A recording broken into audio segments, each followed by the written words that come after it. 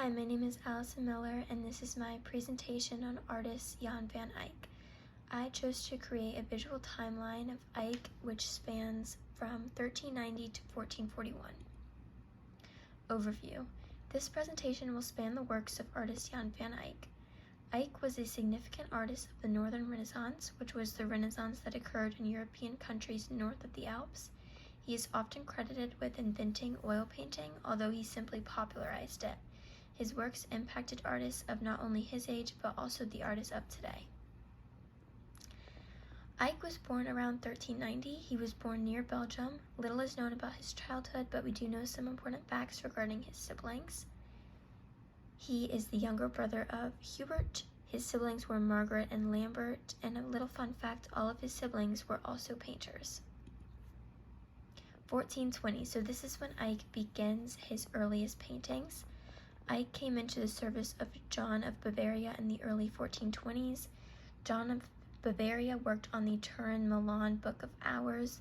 Many scholars believe that Eyck created some of the illustrations in the book under an anonymous name, Hand G, although Eyck never specified whether it was him or not that created these illustrations. 1424, the beginnings of Eyck's career. Eyck was promoted to court painter by John of Bavaria. He acquired a formal art studio and he hired assistants.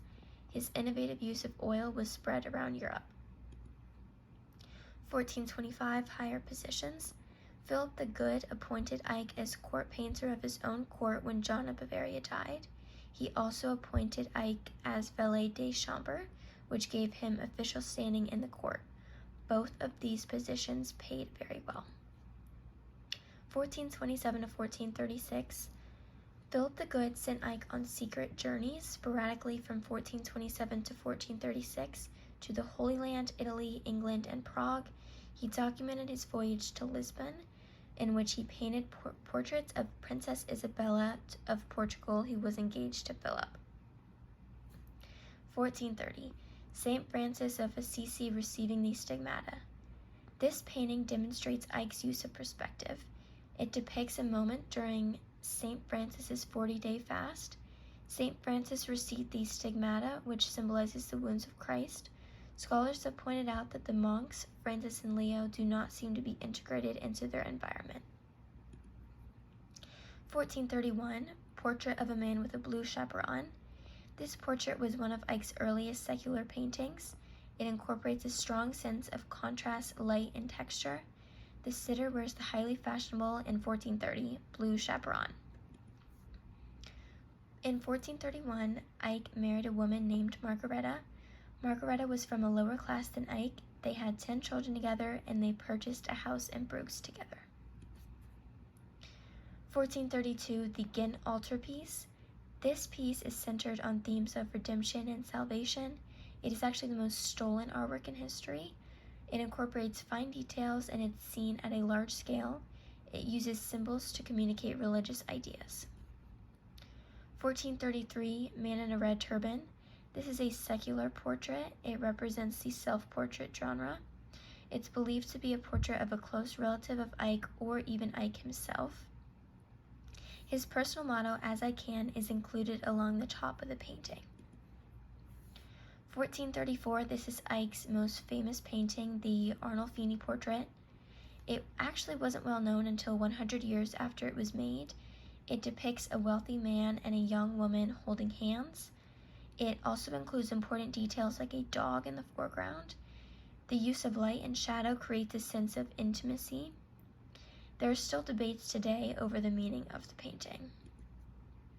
1435, the Madonna of a Chancellor Rollin.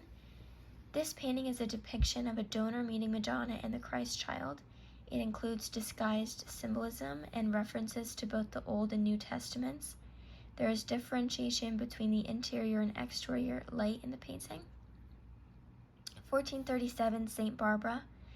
This is an unusual work compared to the majority of Eyck's paintings. It's a drawing in silver point, not a painting. Scholars have debated whether this is an unfinished or finished work. It depicts the young St. Barbara living in Rome. It illustrates the story of her conversion to Christianity. 1438 to 1440, this is one of Eyck's last paintings. It's the Virgin in a Church. It depicts a beautiful Gothic cathedral. It uses impressive realism and strong use of light.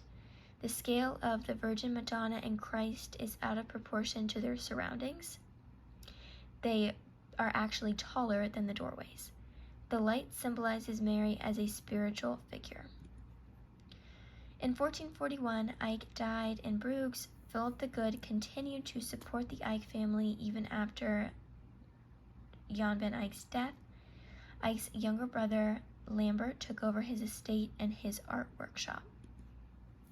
Legacy. Today, Jan van Eyck is considered to be one of the most influential artists in the 15th century. He paved the way for oil paintings as well as the use of perspective in art. His paintings are admired by many artists no matter what genre of art they participate in. Thank you for viewing this presentation, and I hope that Jan van Eyck becomes a name you will always applaud.